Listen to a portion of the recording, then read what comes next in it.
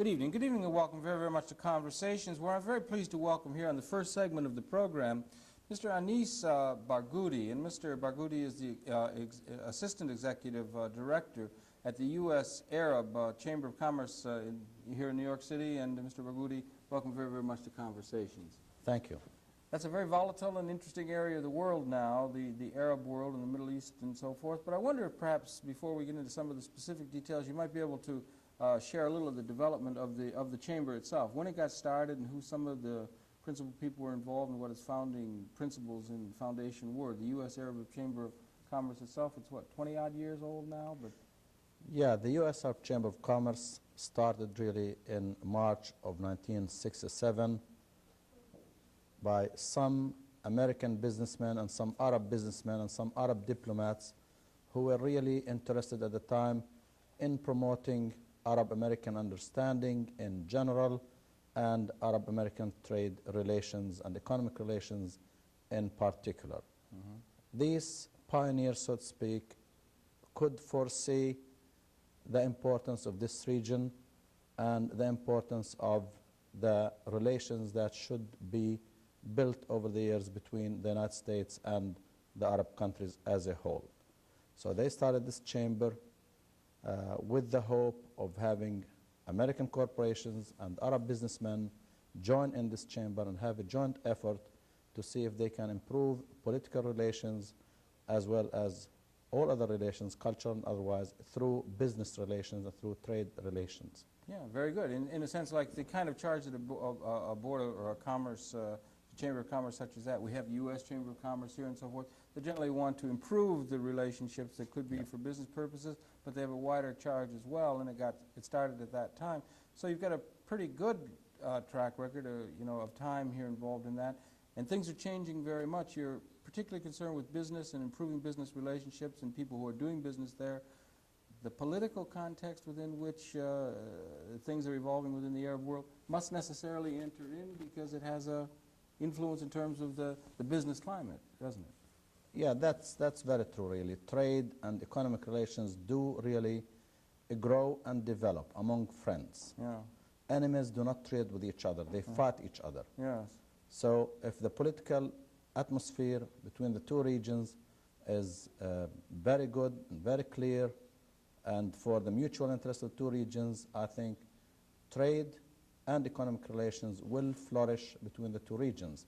We are not ourselves involved in any political issues, but we may have some political figures who come and lecture to our membership and other guests, explaining the effects and the adverse effects and the good effects, really, of some of these political decisions that are taken by the American administration vis-a-vis the Arab countries. Yes, indeed, because these political realities do have an effect in terms of what the business possibilities are. They're affecting the business climate all the time, these political realities. And is it becoming more difficult over, let's say, the 20-odd years for people who want to do, in a good, ongoing, long-term planning sense, do business between the Arab and the United States and so forth? Is it becoming more difficult as the political conditions become more difficult? It's always been difficult, but I just wonder what generally is the climate for commerce between those two parts of the world that we can see, perhaps as a barometer of some of the other realities as well.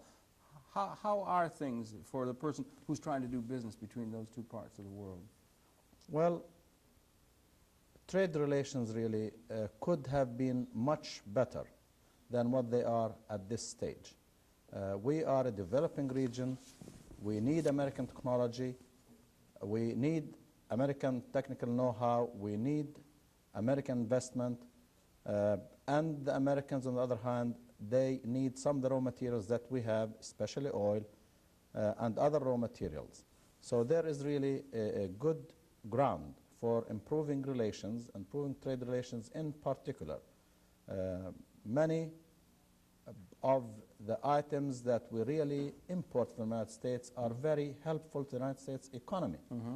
Many of the items the United States import from us are also helpful to the U.S. economy. We've got lots of Arab investment in treasury bonds and in real estate and in industries in the United States. It's Arab investment in the United States. This is providing jobs for Americans, and we're happy about it. And at the same time, we do need from the United States industry. We are at the stage of launching industrial developments in most of the Arab countries. Our resources are limited, and at the same time, we would like to diversify our economies and not depend on a single source of revenue, such as oil. The Saudis, for instance, have recently emphasized their industrial development and their agricultural development. Undoubtedly, the United States, which is considered a friend and a good ally of Saudi Arabia, could help a lot. But with the really political conditions that really smearing these relations and adversely affecting this relation, the Saudis are doing a little bit, and we shouldn't really put all the blame on political things. It is becoming a competitive market. Oh, so, And I mean, the United States is no longer has a monopoly on many of the needs of the Arab countries. We got the Europeans are getting into the picture, Japanese. the Asians are getting in the picture, the Japanese, the Taiwans, the Philippines, even some the Eastern bloc, the Eastern European countries are getting in the picture. So it's becoming really a very competitive market.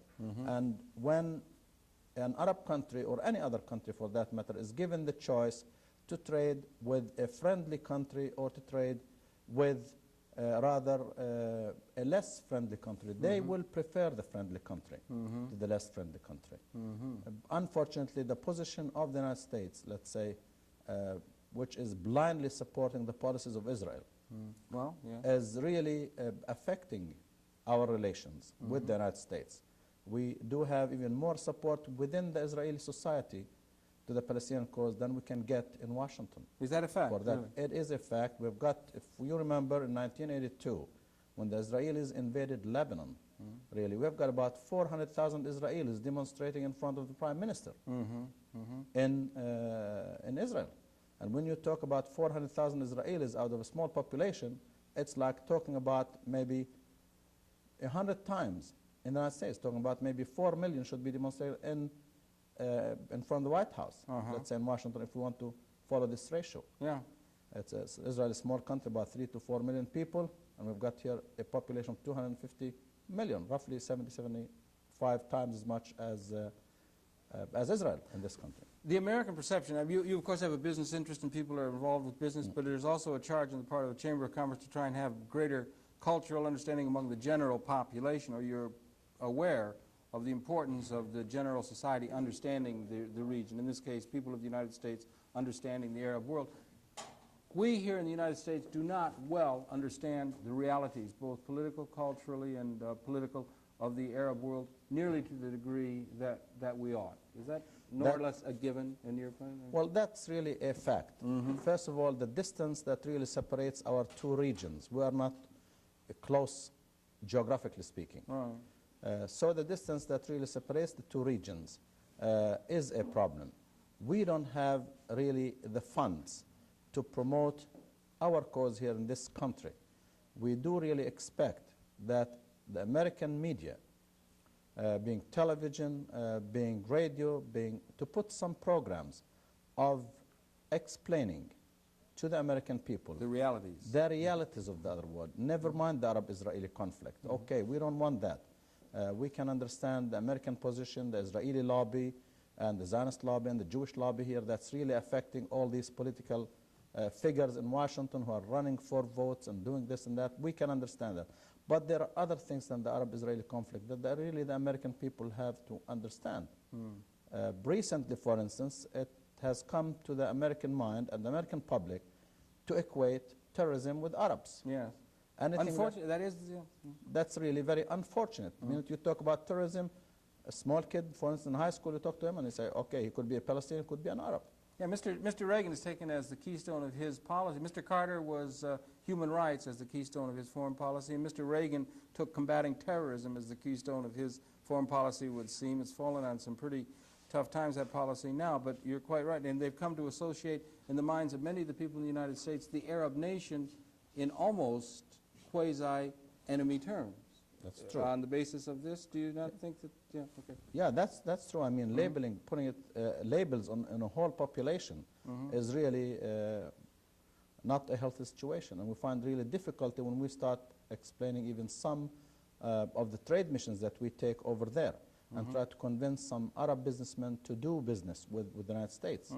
The political relations is a factor. It's not the only factor, as I said, but it is a helping factor. Yeah, it's a helping factor. It also helps set the general climate. It would set the general climate. Even some of the Arab, of the Americans here of Arab origin are really being scared living in this country because it brands them and labels them as Arab Americans, and you know, they are subject to discrimination. And we've got an example of the ADC, the Arab American Anti-Discrimination Committee. Yes. That's every now and then they find something, cartoons, toys, and this and that, really degrading and dehumanizing the Arab population as a whole, including Arab Americans. Yeah, it is emerging in the American conscience, the Arab nation, in a certain sense, the Arab as almost, in a sense, an enemy, as we said before. And this is extremely unfortunate, not only in geopolitical terms, but also in commercial terms for people who are trying to do business between these two areas. And you'd be particularly privy to that because you deal with the people who have business interests and try to maintain that kind of an interest between the two parts of the world. Yeah, it's very true. I mean, we have in the U.S. Arab Chamber of Commerce, we have been trying to co-sponsor with the Georgetown University a symposium on Arab-American trade and economic relations. Well, we have been told by the Georgetown people that they are finding, you know, less interest on the part of the American companies, and we are finding it also difficult among Arab businessmen to come and participate, businessmen to be participants or even to be speakers in the symposium. And they say, what's the use of speaking about this? I mean, the Reagan policies really is so hostile to the Arabs, it's no use. It will be just an exercise in futile. It will be really not worth even the effort that we're going to get. It's getting, the administration here really is giving sort of a hostile attitude towards the Arab countries, and the hostile signal. Yeah, and again, that comes back and reflects back on the possibility of doing business between the two areas, and it's deteriorating through time. It is. We are really,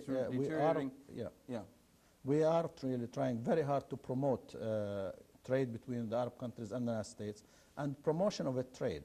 Trade and understanding. And understanding. Yeah. Promotion of trade in particular, this is something we can really measure in monetary terms. When we get exports to the Arab countries of, let's say, something worth, as it was in 1982, something like $17 billion yes, indeed. Of products exported to the Arab countries from the United States. And the United States importing also something like 10 or 11 billion dollars. At that time, it was about $13 billion, a surplus of $4 billion in the trade between the two regions in favor of the United States.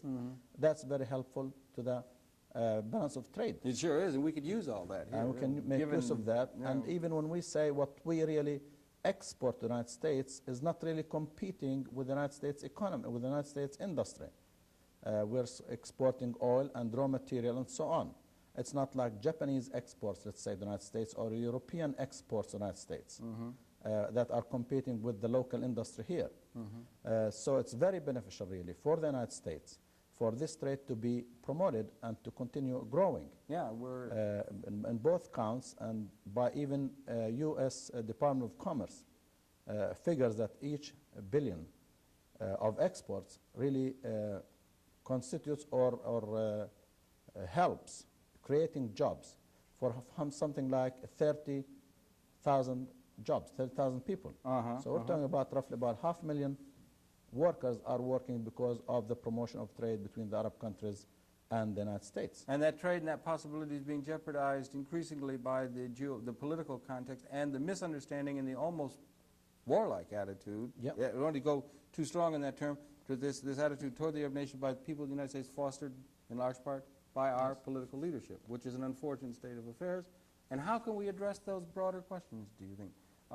When we look at television, we look at mainline media in this country and so forth, there's very little perception of it being seen in those terms. As you'll understand, it's mostly being seen as though there is a terrorist group who represent an enemy who has no case to be made or something of that sort. Is there not need for us to have a better understanding of what might be trying to be said by some of the people of the Arab nations who are protesting against American policy, both political and in some cases economic sanctions and so forth? Do you think we have a better, we should have a better opportunity to understand the Arab case, as it were, in terms of their approach toward understanding the United States than we have and are able to get through the media here in the United States? That's very true. I mean, we should understand why these people, the sufferings of these people. Indeed. If the United States wants to be the leader of the free world as it claims to be, I think to be a leader, one has to understand what the other people are doing. To be even a leader of your own community, an assemblyman, a congressman, or whatever, you have to know what your constituency wants. What do they need? What are their needs? And address these needs. If all the Arab countries are part of the free world, none of the Arab countries is a communist country. None at all whatsoever. We don't even have a single communist party that is really in government in any Arab country. All right. And here we are, so we are part of the free world, and the United States say they are the leader of the free world. The free world. I can't understand how could this leader really misunderstand a whole region and label a whole thing in that contest. I mean, it's really, they need a better understanding of the problems of the region and address this region, help to bring peace to the region. That's a big accomplishment for the United States, for the Arab countries, and for Israel even, which they consider is their friend. I don't think the Israelis are happy the way they are by the very simple token. In 1948, they were migrating into Palestine. Yes. Now there is an outer migration from Palestine, and many of them are, you know, staying here in New York. There are about 80,000 people are here in New York staying. Israelis. So if it's really a paradise, why should they leave their country and come over here? And that there has been such a long... So they are hurting. I mean, they are really hurting economically, socially, and everything. The inflation rate is going down, their economy is going down the drain, and it shouldn't be the case. The Arab countries are hurting also because they have to spend so much money on armament and arms and so on, and the fact that the Israelis own some, have arms, possess arms, and the Arabs possess arms, so the conflict is going to continue for years and years. And an extremely volatile part of the world that threatens not only that area of the world, but in a sense it could very well, with entangling alliances and so forth, bring about a threat to the whole of the confrontation of the superpowers. And it's a very volatile area. It is. It is. So I think if really the administration would like, what the administration should do really is to try to understand the region. And they have got many experts in this region. I don't know why they don't make use of them. There are many experts. Why do you think they do not? And why do you think that we do not here in the United States, as you see it, and as you watch television, watch media, why do you think it is that we here in the United States get a biased or inappropriate or propagandistic view of the realities of that part of the world? I think it's all political. It's just they want to keep the whole region boiling. And I think it's playing very well in their hands. The Israelis are stiff scared because there are so many Arab countries, and these Arab countries are hostile and all this and that and all these labels that they give them. So they keep staying very close to the United States. The Arab countries are also, the allies of the United States are also maybe scared of Israel, that it's having an atomic bomb and this and that. And they become well, there supposedly close. are atomic bombs that Israel now possesses. It seems to be. Is that a fact, do you think? Well, or it seems is to there be intelligence to that effect? It seems to be it's a fact. Perhaps so it's really bringing this thing, but it's really getting the area into a very tense situation, which is not healthy. And economically speaking, for us as a U.S. Arab Chamber of Commerce, we really find these are really obstacles to promoting trade and promoting understanding between the two regions. And we would like to see the two regions really understand each other better, okay, and hopefully bring about peace in the region. We really need that peace very, very much. Yeah, for commercial interests and and of course commercial interests can be apart from political, but in this case the political interests are so overriding in a sense that they are almost necessary to be addressed in order for there to be a climate that could allow for good commercial relationship and economic and social development of all the peoples of that region. The political questions are going to have to be addressed, and they're not adequately being addressed now. They are not adequately being addressed. I think the media here is really, they have lots of time, and there are lots of channels here, and I don't think they are putting the necessary emphasis. They never on really explaining to the American people and even to the American administration and the American legislature really, to give them enough information about this area of the world. Not That- only the Arab countries, but I think there is some sort of a failure in American foreign policy even because of lack of understanding. I think the media could be a very helpful tool to bring about a better understanding among the constituency in the American people. Yeah, and this would be And also, the constituency would start really influencing its legislature. and this is, yes, go ahead. And hopefully, you know, the legislature will start influencing even the White House on this thing and bring about a better understanding.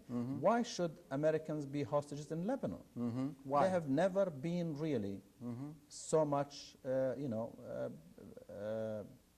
attacked. Well, in they lived Ameri- for in- years and years they lived in Lebanon. They thought in the AUB, the Lebanese, they loved them. Being Shiites, being Christians, being Muslims, being Sunnis, whatever.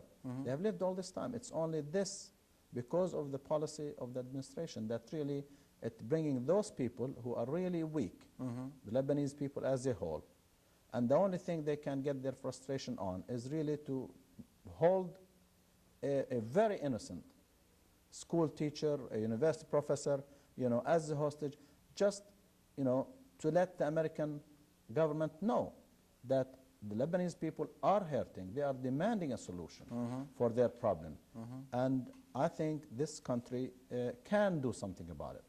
And an adequate addressing, it will ultimately come around to addressing some the way the Palestinian question ultimately, which seems to want to be ignored by the United States and perhaps the Israeli policy around Perez and so on. That's right. And this policy, and we never seem to get, we would just take the position, well, they are being barbaric in that kind of activity, and they are barbarians beyond the realm of civilization, and increasingly beginning to build a wall between, let's say, the Western notions of law as they see them and these people. And that's the view that we get in the media, and we never get the other side, almost as though the other side, the Arab side, the Palestinian side, what have you, were in a certain sense an enemy that we are not going to allow. We're beginning to get propagandistic treatment toward that part of the world, if that's the right term. Do you feel? Yeah, you know, I think the United States is really probably the perfect power to play an impartial role in the Middle East, among the Arab countries and Israel.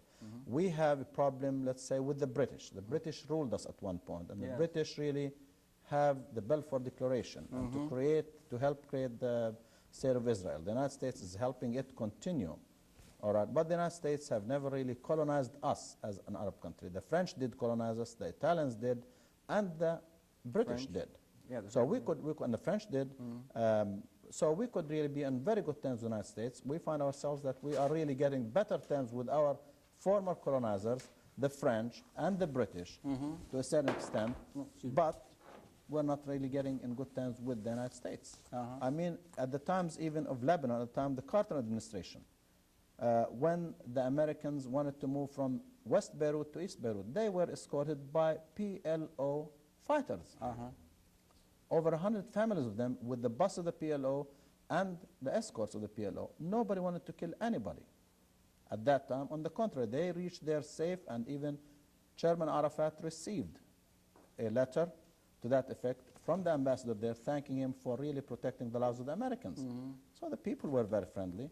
It's only they got crazy the last few months because of the crazy foreign policy that we're following here. So then I want to move from this subject really. This is a political by issue. all means. Yes, indeed. And we could talk about it. I know our time is limited. Yes. And I want to talk a little bit more about the U.S. Arab Chamber of Commerce. All right.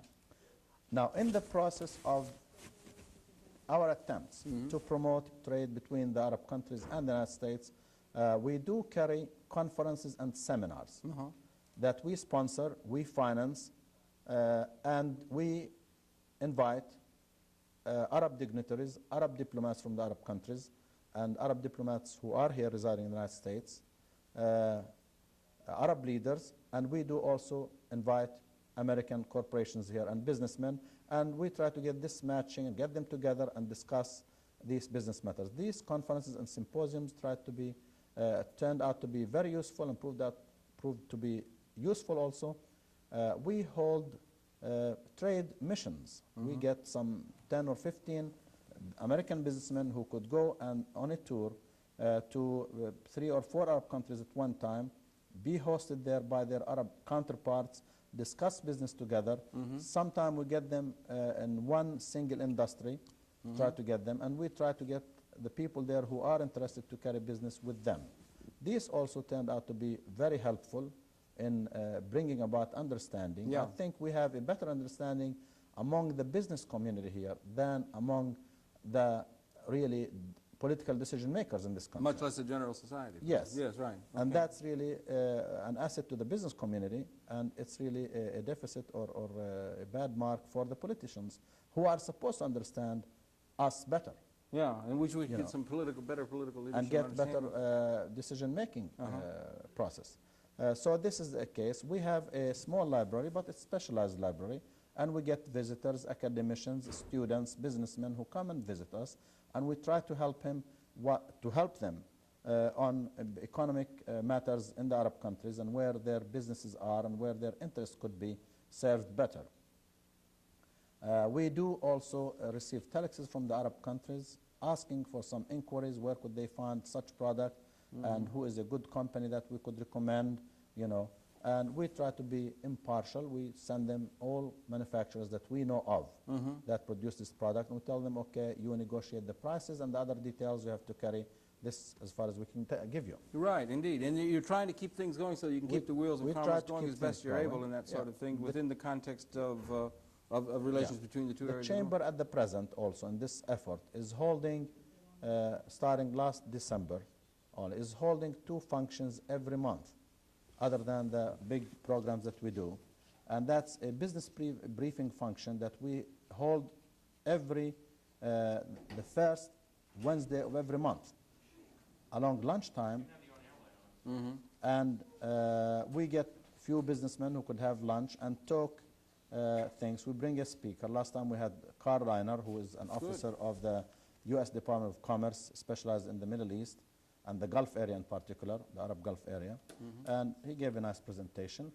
And the other, and we have a cultural evening every the third Wednesday of every month. Okay, well that's very good. And all of these things, activities, are trying to keep the communications going between two areas of the world which are increasingly becoming not so well understanding as they should between each other. And there's this question of communicating with another culture that is a major one. But I would like to thank him. Sorry we run right out of time for this particular segment. It's been a pleasure talking with you. Well, thank you very much. Great pleasure. I And enjoyed it's been a pleasure for you in the cable television Thank audience you. to have the perceptions of Anis Barghouti, who is the Assistant Executive Director of the U.S. Arab Chamber of Commerce. Please stay tuned. We have more coming up in the same general area of some communication between nations or groups of people that are in confrontation with one another. We're going to talk some about the Japanese wartime film festival that's being done by the Japanese Society here in the United States. Interesting idea. Films that were made in Japan during the war. So it's an interesting concept that sort of ties these two together. Again, Mr. Barghouti, once again, thank you very, very much indeed. I thank you. Please stay tuned. We're coming right back.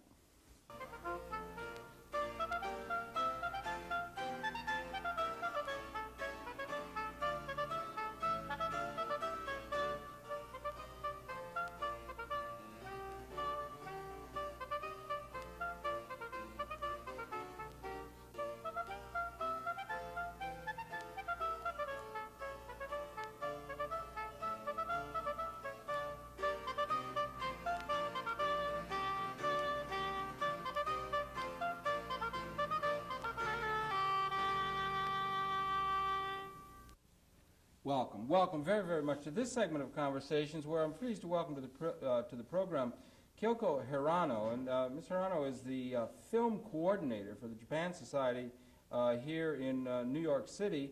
And she is very heavily involved in a long sense of responsible way with a very exciting film festival that's currently running in New York, the Japan at War series. And Kyoko, welcome very, very much to Conversation. Thank you.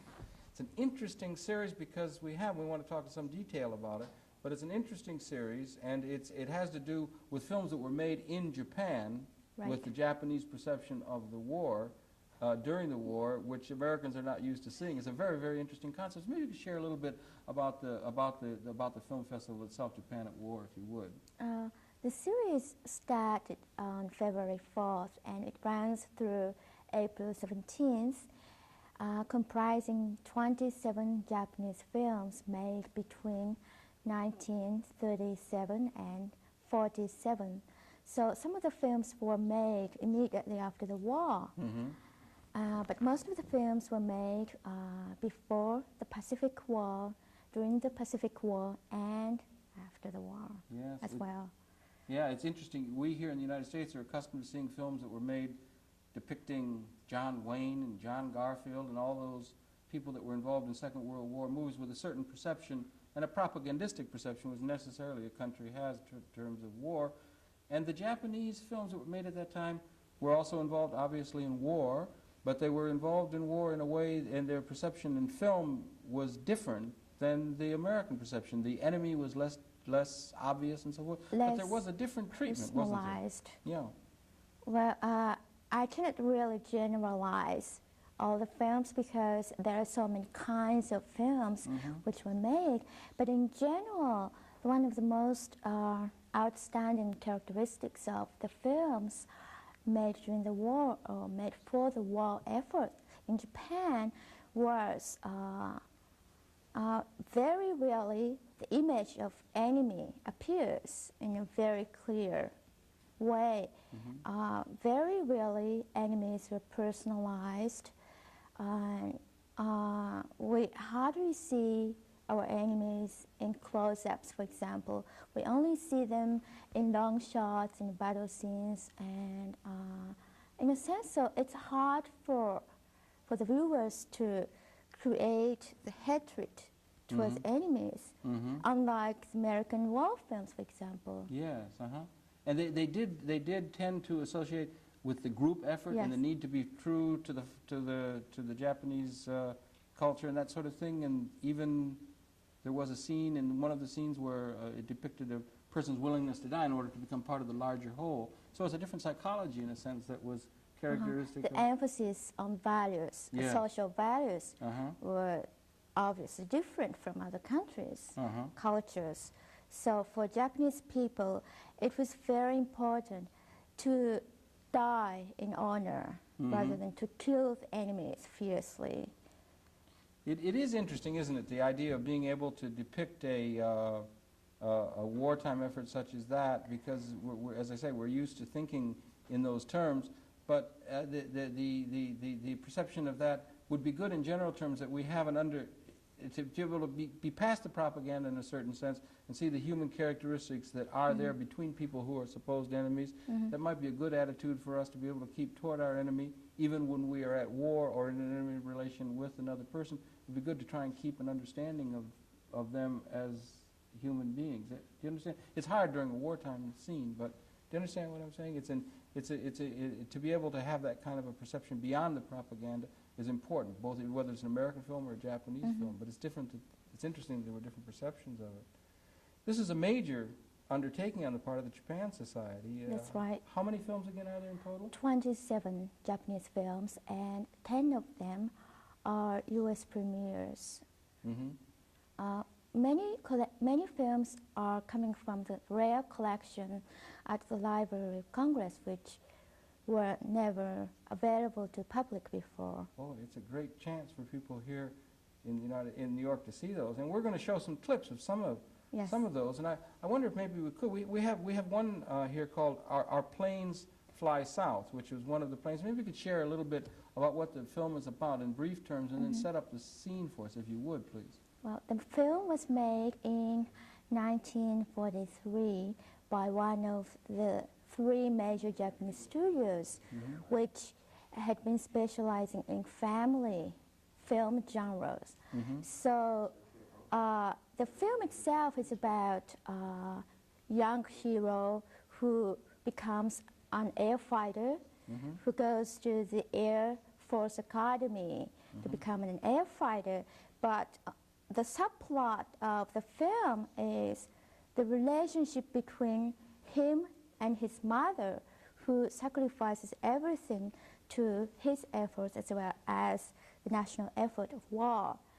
So it must be very different, because if it were an American film, without fail, we will see a lovely young lady who falls in love with the hero. But here, it's just mother and son. And mother saves him when he thinks his plane is going to crash. That's and right. Also, it depicts a scene where it shows that he is almost ecstatically ready to To die die. if necessary for Yeah. the interest of the thing. Well, it's very interesting. Well, okay then. Perhaps we could then roll the tape then on a plane, on the film, Our Planes Fly South.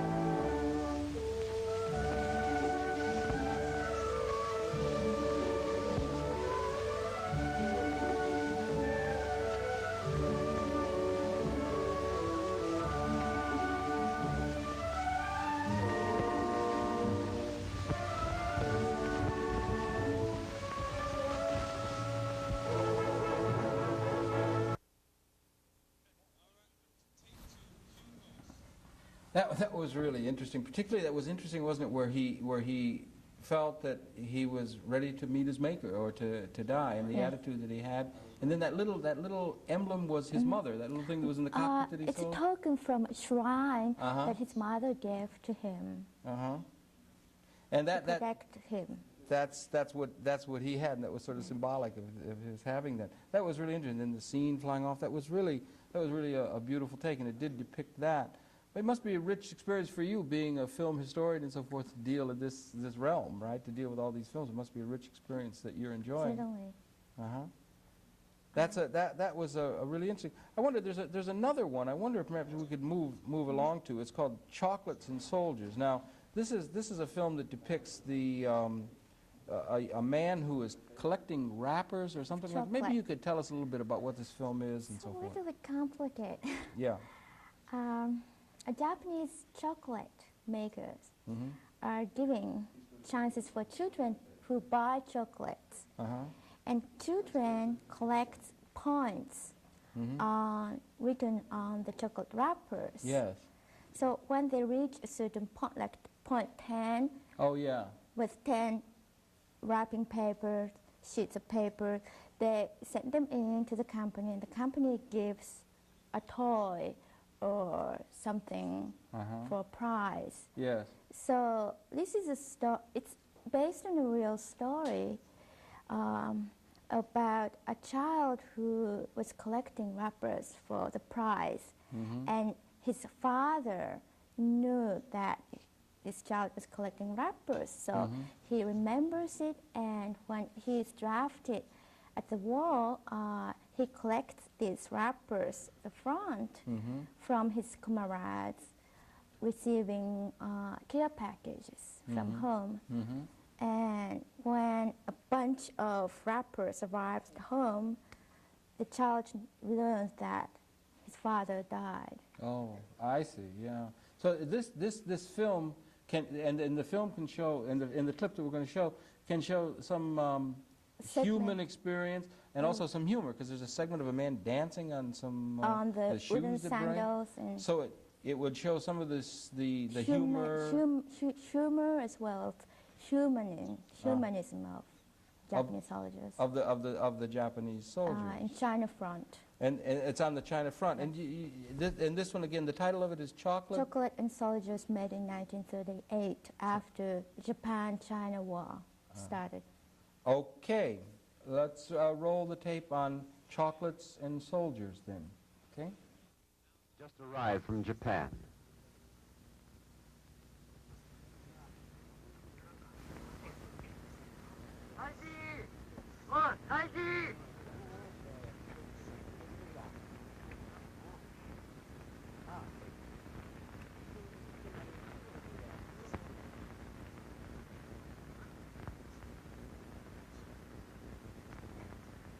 Saiki has things to share, so he joins his friend Watanabe. 今日は気がいいぞ。2本袋と小包いっぺんに受け取っちゃったんだ。あ、これが俺の子供だ。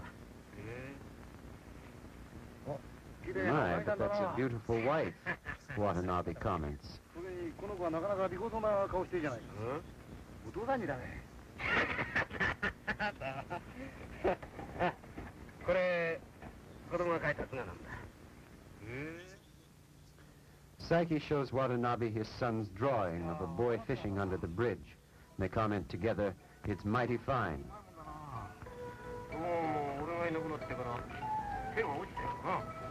どうしてだって親父よりはるかにうまいの。I'm afraid my boy's writing is not as good now as it used to be.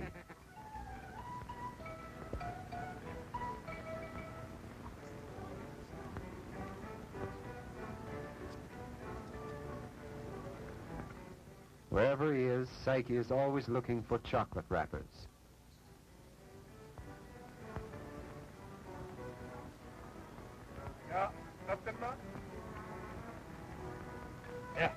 He receives many contributions from his fellow soldiers.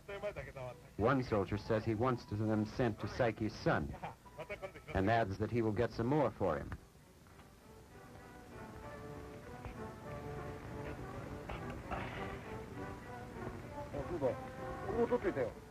Watanabe too adds to the collection.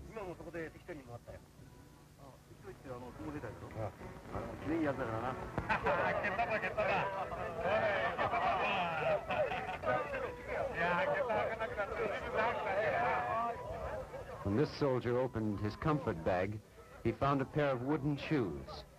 The others want to try them on, but he insists that he must try them first. It's great to get back to bare feet again after traveling for so long in army shoes, he says.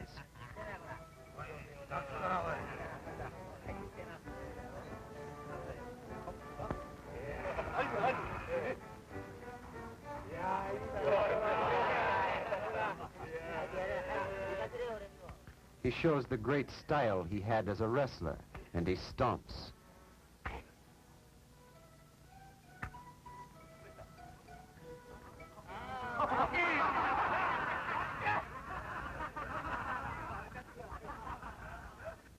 That was funny. He goes like a star like that. That was a funny bit of humor, and the kind of things that we're seeing, and beautifully done, nice cinematography and so on. These are all questions that are because these are not only films that depict the wartime effort, but they're also films as art, works of art.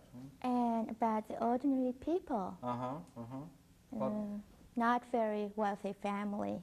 Not very wealthy family necessarily. It was interesting that some of the films were done by the Japanese depicted, they weren't all, in our experience we had John Wayne and John Garfield and Betty Hutton, all beautiful people, but in many cases in the Japanese they were people that weren't necessarily overly attractive in order so that the people themselves of Japan could identify with the actors, right? Yes, we can find among ourselves. Yeah, that was interesting. I wonder maybe we could take just a minute here to share the Japan Society. Most people know, but maybe you could share a little bit the Japan Society, who is the sponsoring agency of this rich exhibit. Yes, the Japan Society was founded 80 years ago, 70 years ago, in 1907, 80 years ago, 1907, to bring the peoples in America and Japan closer together in understanding and appreciation of each culture. So it's a non-profit educational organization devoted to the understanding and exchanges of the cultural experiences. Yes. We have art exhibition, performing arts programs like music, dance, and film program. We have almost screenings almost every week. And public affairs department have lecture series and business seminars, language programs as well. And these films are shown at the Japan Society. That's where they are. In the evenings, Wednesday and Friday evenings? And Most Wednesdays and Fridays. Most Wednesdays and Fridays. And it's going to be running through April 17th, 1987. Yes. And if people wanted information, maybe there's a telephone number they could call? Yes, the box office number is 212-752-3005. Good. We let people who might be interested in joining in this rich cultural experience. It truly is. These films are, it's interesting to have films that were in that experience. Well, we have one more that we want to make sure that we get in a clip. As I remember, it's called Night in China is another film. And maybe you could set this one up for us, because as I understand, it's going to be sort of romantic. And set a romantic tone here. A star vehicle. It's a story about a very fine Japanese man and a beautiful Chinese woman who fall in love with each other in China. It's a very romantic film, but at the same time, it's moralistic too, because this Japanese man knows that Japanese people have to behave well in China, so he gives lessons to the Japanese rough men who don't behave. And then this is why the main character, the heroine, falls in love with this fine man. And it's very exciting with battle scenes as well as spy action scenes. The overall film is, but I think the piece we have here is going to show the relationship of a woman and a man who just got married, and the Japanese wife who was willing to have her man go off to war. Readily, with smile. And if I'm not mistaken, the woman who is the star is now a member of the Congress, Parliament, Upper House of Japan. Okay, then let's run A Night in China.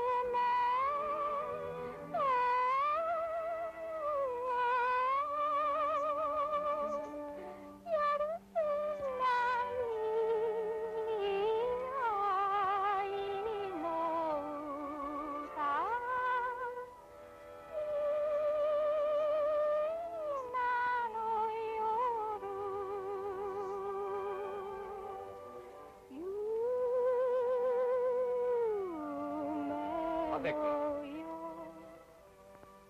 遅くなってすまなかったな。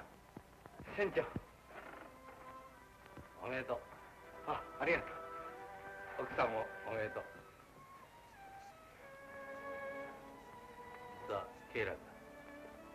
私はあなたに対して非常に残酷なことを言わねばならぬ役目を引き受けてきたんです。何ですか？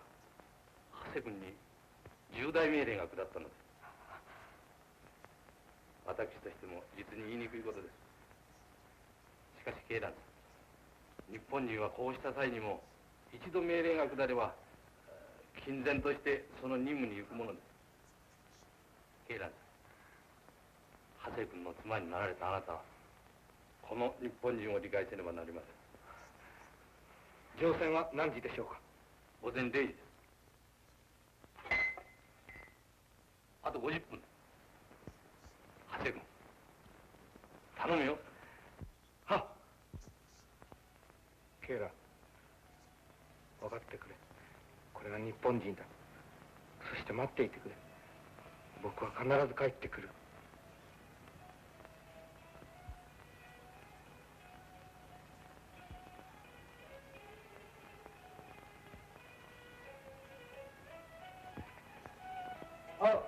みんな、お疲れ様だか。しっかりするんですよ、ケイラ。出かけるぞ。大丈夫です、奥さん。ケイラは知っています。日本人の妻はこうした時にも泣かずに笑って夫を見送るって。ケイラも笑って見送りますわ。元気です。行ってきます。おい、千吉、行こう。あなた。こ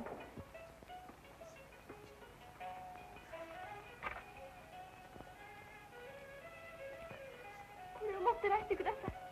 これがきっとあなたをお守りいたします。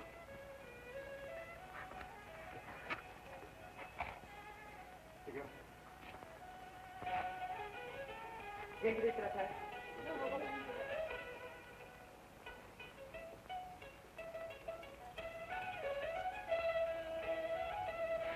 奥さん、汗はもう行ってしまいました。奥さん、私も泣いてもいいですよ。ようござんすとも。ケイランさん、立派でしたよ。今夜のあなたは日本のどの奥さんにも負けないくらい立派でしたよ。